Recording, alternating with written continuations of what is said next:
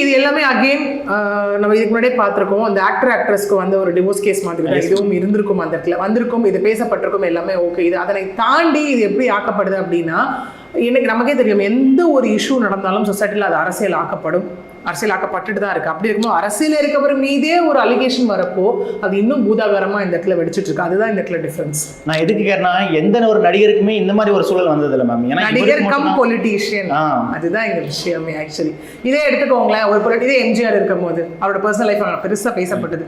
நிறைய அலிகேஷன்ஸ், நிறைய அவதூறுகள், நிறைய கேலி கிண்டல்கள், நிறைய ரூமர்ஸ், பிரசம்ஷன் ஃபேக்டர்ஸ் எல்லாமே அங்கே பேசப்பட்டது இல்லையா?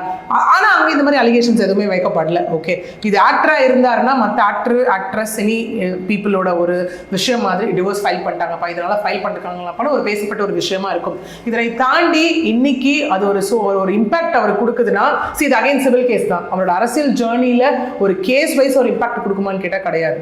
பட் இங்க எல்லாம் வைக்கப்படுற கேள்வி ஆஸ் அ பர்சன் தான் அவரை கேள்வி கேட்குறாங்க, வேல்யூஸாக தான் அவரை கேள்வி கேட்குறாங்க. அதுதான் இங்கே இருக்கக்கூடிய டிஃப்ரென்ஸ்.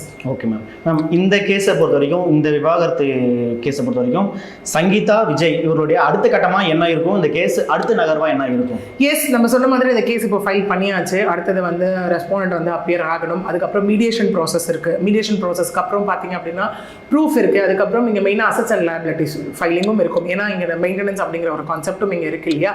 ஸோ அது இருக்கும். அதுக்கப்புறம் வந்து பார்த்தீங்கன்னா தென் ட்ரையல் கமெண்ட்ஸ் ஆகும் அந்த இடத்துல. அதுக்கப்புறம் தான் ஜட்மெண்ட். இங்கே அவங்க கேட்டிருக்கிறது டிசல்யூஷன் ஆஃப் மேரேஜ்னு கேட்டிருக்காங்க, which means legal termination of marriage.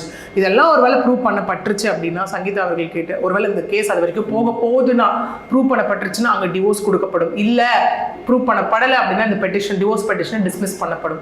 இதுதான் இந்த கேஸோட ஜேர்னியாக இருக்க போகுது. இன்கேஸ் விஜய் அவர்கள் வந்து சங்கீதா அவர்களிடம் பேசி அந்த கேஸை ரிட்டர்ன் வாங்கினாங்க அப்படின்னா அந்த கேஸ் அவ்வளோ முடிச்சு வைக்கப்படும். இது அகைன் அவங்க ஹஸ்பண்ட் ஒய்ஃப்குள்ள இருக்க ஒரு விஷயம். ஓகே, இரண்டு தனி மனிதர்கள். அவங்க என்ன இதில் வந்து நம்ம போய் இது பண்ணலாம் சொல்றதுக்கு we are no one actually. இது அகைன் அவங்க சம்மந்தப்பட்ட ஒரு விஷயம். அவங்க லைஃப் அவங்க தான் டிசைட் பண்ணணும். அந்த மாதிரி ஒரு விஷயம் நடந்தது அப்படின்னா அது இரண்டு பேரும் டிசைட் பண்ற ஒரு விஷயமா தான் அந்த இடத்துல இருக்க போகுது. ஓகே.